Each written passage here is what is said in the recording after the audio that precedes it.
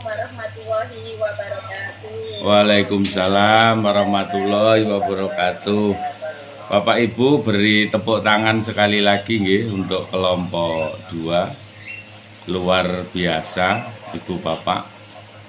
Kalau saya boleh menyampaikan, ini Palakrama ini adalah sebetulnya program yang bagus, program yang nampol, program yang nampar kita semua. Kenapa menampar kita semua? Karena program ini sebetulnya ini sudah hilang dari peredaran kita, khususnya di pendidikan di sekitar kita, gitu. Karena program ini, pendidikan ini harusnya dimulai dari keluarga. Dan jujur saya, anak-anak saya ini juga kromo inggil ke saya aja pedot-pedot gitu ya, belepotan gitu ya. Makanya saya katakan tadi, wah program ini nampar saya betul gitu ya. Karena pendidikan di keluarga saya untuk kromo, karena istri saya juga Jawa, anak saya ya otomatis Jawa, saya Jawa juga Trenggalek, sehingga program ini yang mungkin kita harus refleksi diri dan harus membiasakan dari rumah. Yang kedua, Pak Ustadz Rukan tadi dan kelompok 2, Palakrama ini tolong judulnya, ini abjadnya ditambah gitu. Tadi kan Palakrama saja ya, Palakrama. Temanya apa Pak tadi? Tema atau judulnya Palakrama. Coba di-share yang Pak, yang slide pertama kayaknya. Ini bisa. Slide pertama bisa.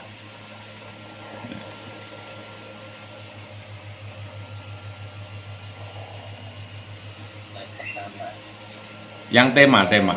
Oh, yang tema gitu. Tema. Berarti slide. Nah, mana tadi? Nah, Palakrama ini. Palakrama program bahasa lan tata kromo. Palakrama ini kalau di bahasa Sangsekerta atau bahasa ini artinya ini kan pernikahan gitu. Ya mungkin palakramanya nanti L-nya ditak program. Bu Amel, palakrama itu kan artinya pernikahan gitu, atau rumah tangga atau pernikahan gitu. Nah, polokromo lah. Ini mungkin kromone atau apa ditambah ya, kerama. Nah, atau dipedot ya, atau diberi apa itu supaya tidak salah paham nanti ya. Tidak salah paham.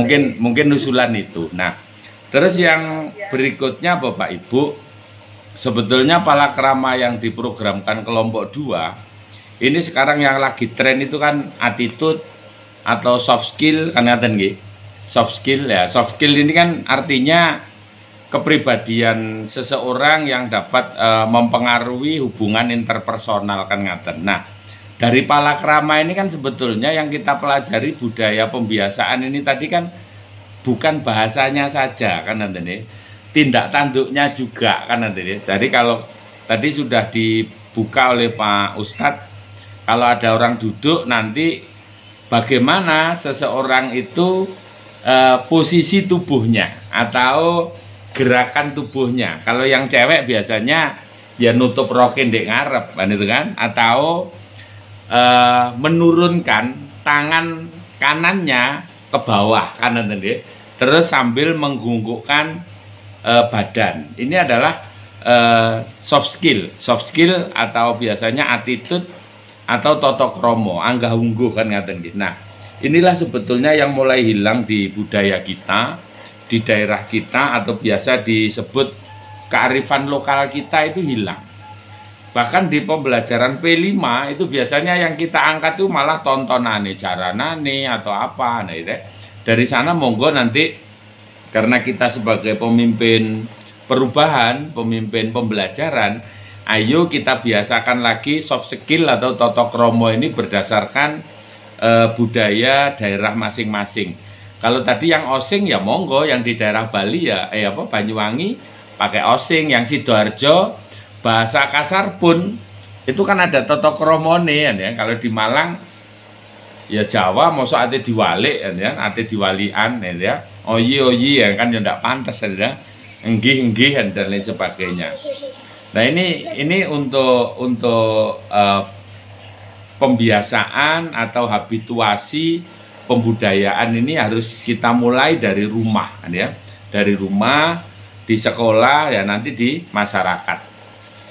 Bahkan saya ngomong di Indomaret, nah, pernah saya ini malah diguyu, Mbak nyun sewu ngapunten, saya ajeng nunut teng jeding, malah diguyu ambek pegawai Indomaret kan. Napa Pak jeding, malah diguyu. Paham tapi ketawa ya, karena itu ndak biasa kan, ndak biasa. Jadi bahasa kita ya campuran ya, ini campuran. Dan ini memang kesulitan kita, ini problem kita bersama, mulai dari keluarga, masyarakat, sekolah.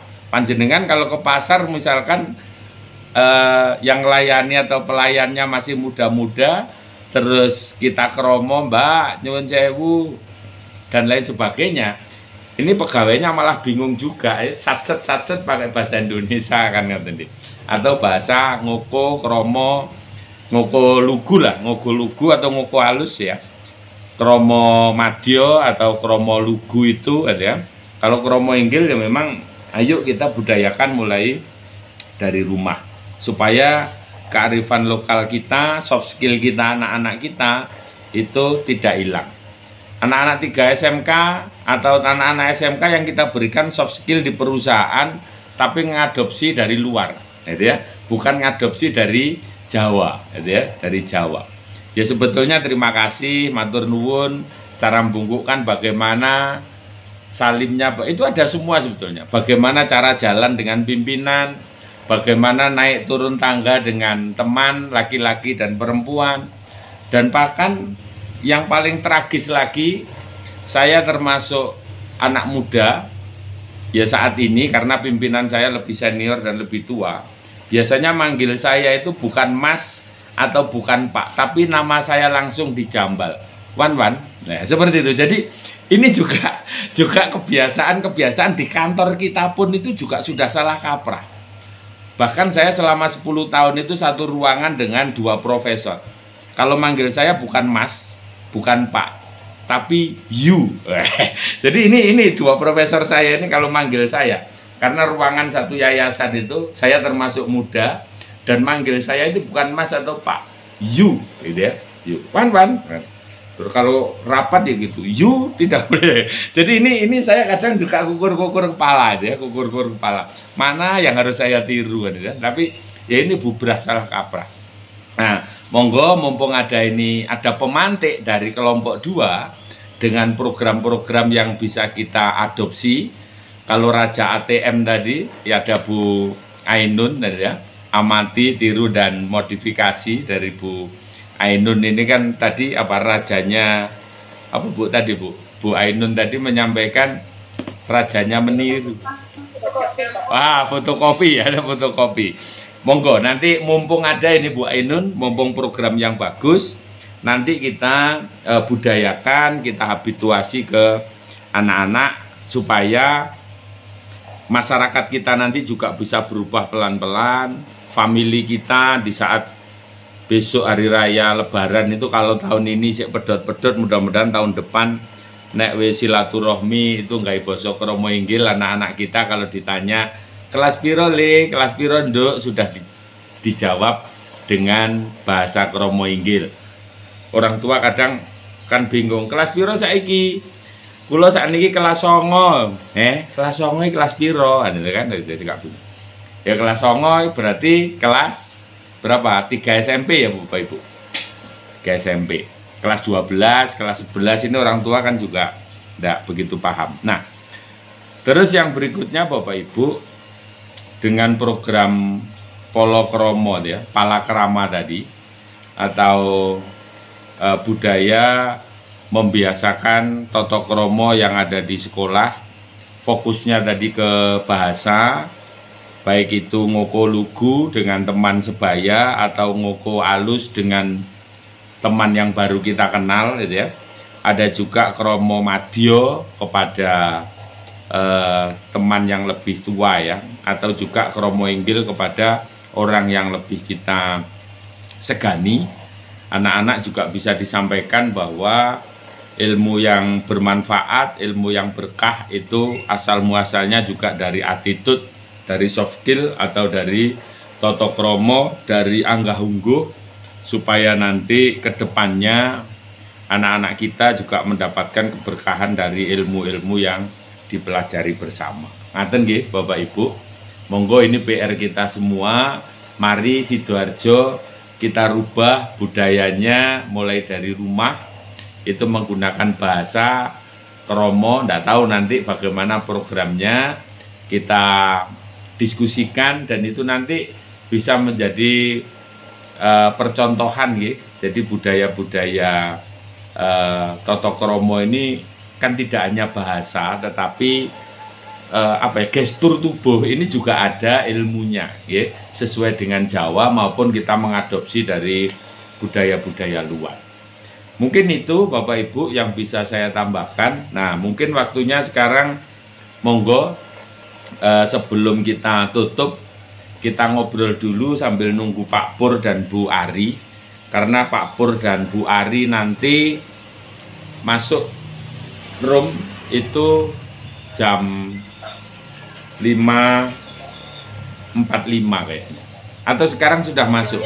Oh ini Pak Pur sudah, Bu Ari. Oh, Bu Ari sudah. Nah, kalau sudah ya berarti kita mulai Bapak Ibu. Atau mungkin ada yang perlu disampaikan terlebih dahulu, monggo. Oke, monggo Bu Ainun.